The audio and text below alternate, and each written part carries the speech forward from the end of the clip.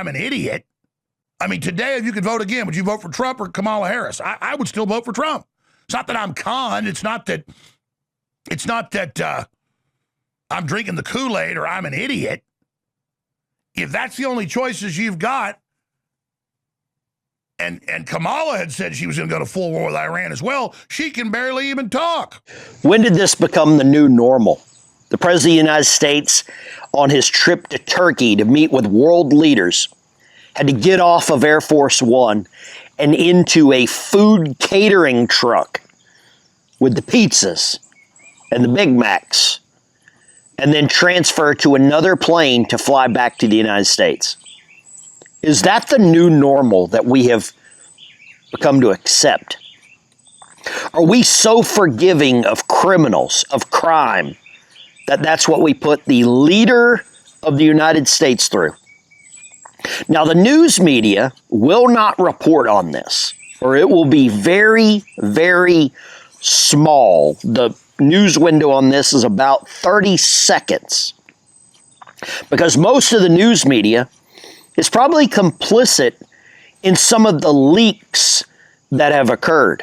Now, there was an Air Force general, I think his name is Frank Kendall, that has been relieved of duties for leaking some of the information that could have led to this. But I want something more than, a strongly worded post by the Secretary of War or some of his staff like Sean Parnell, the deputy. I want something stronger. I want this Air Force general to be charged. I want him to be called back to active duty, reduced in rank to O1, and court-martialed. And that's something that can be done. And I don't understand how we've gotten to the point where we don't respond like this. We are not as decisive. We are not as forthright with criminals as the news media is in protecting these criminals. And that's where we have allowed the new normal to actually be established. The new normal is criminals are good. Criminals just didn't get enough hugs. Criminals just didn't have enough family time. Blame the parents. And a lot of times the parents are complicit in this. But the news media... I've said over and over to you that every one of us matters and every day matters. But today is the day that matters. Today is the day that we have to batten down those hatches. Doesn't take any opportunity in showing the difference between some of these political candidates, the Democrat socialists that are actively calling to shut down prisons, to defund the police, to get rid of border security. The news media won't cover this. It's not cool. They need the sound bites. And it's a strange time that we live in where everything is flipped. Bad is now good. Good is now bad. Security for the President of the United States is ignored. Information that should be secret, classified, or above being leaked is okay. It's acceptable. And I don't know about you, but whenever I saw this leak with the Air Force general, I knew there was something bigger to this for him having his clearance revoked. I knew there was something bigger. I didn't know what it was. At the time, something smelled funny with the president getting onto a different plane. But it usually takes a little while in the oven for the meal to get ready. And that's what's happening now. We're starting to understand some of the moves that are occurring, why they're occurring, and more importantly, why the president and the Secretary of War are getting rid of a lot of these long-time general officers. It's one word, and one word only. Leaks. Leaks to the media. Leaks to the Chinese. Leaks to the Iranians. Leaks to podcasters. Leaks to the social media influencers. It's starting to all make sense. And if you thought that the deep state wasn't real, well, it is. And it's not this cloaked individual with dark eyes and a phone sitting in the shadows. No, that's not the deep state. The deep state is a long list of bureaucrats. The deep state is a long list of former military officers with high-level clearances. That's the deep state. And then they all have a news reporter on standby. They've got a friend of a friend that works at the New York Post, the New York Times, the Washington Times, whatever.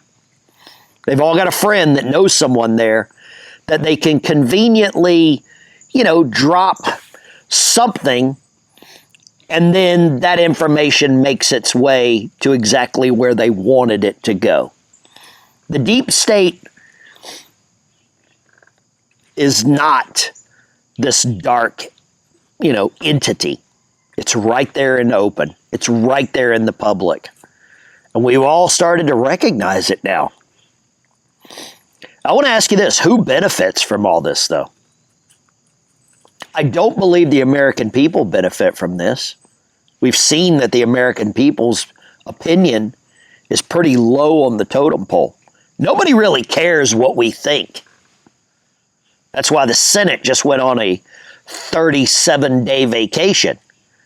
That's why Senator John Thune, the Senate Majority Leader, left some of his lobbyists and staff members to, gavel in every 3 to 4 days so that the President of the United States can't get any of his recess appointments confirmed. That's why so many of these Republican members of the Senate go on X every day and post, things that will get you all rallied and riled up. But meanwhile, they don't actually do anything. So who benefits from all this? I think two groups benefit, and they're very much aligned with each other. Number one, the Democrat Party benefits from this. And number two, the news media benefits from this. This is how the game is played. It is a new battlefield here in the United States. There's a real conflict going on in the Middle East, but it's came home now. The news media will not cover the threat that Iran has actually placed on the president. They won't do it. The Democrat socialists that are running for office will ignore this. They will lie. They will deny. And they will never acknowledge any of this happened. Policy agenda on law enforcement is to defund police, ultimately to get rid of police departments, correct?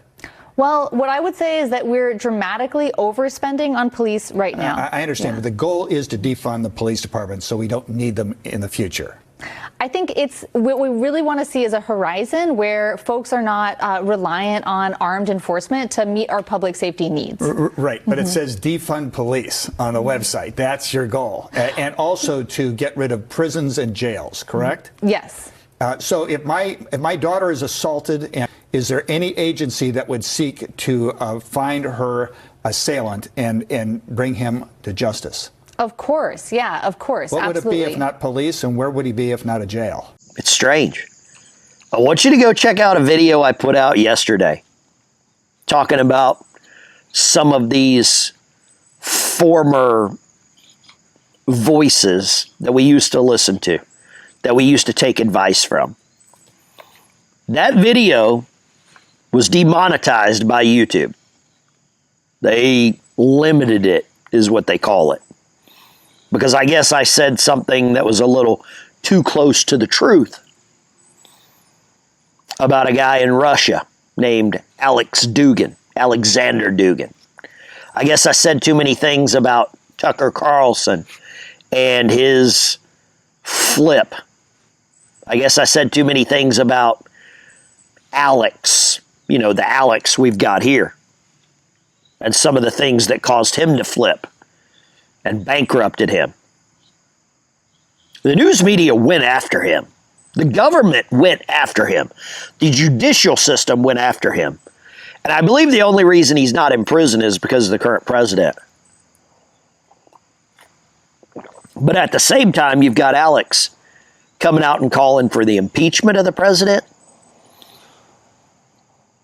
I'll get back to my original question. If the election was held today, I mean, today, if you could vote again, would you vote for Trump or Kamala Harris? I would still vote for Trump. would you still vote for the president of the United States, Donald Trump?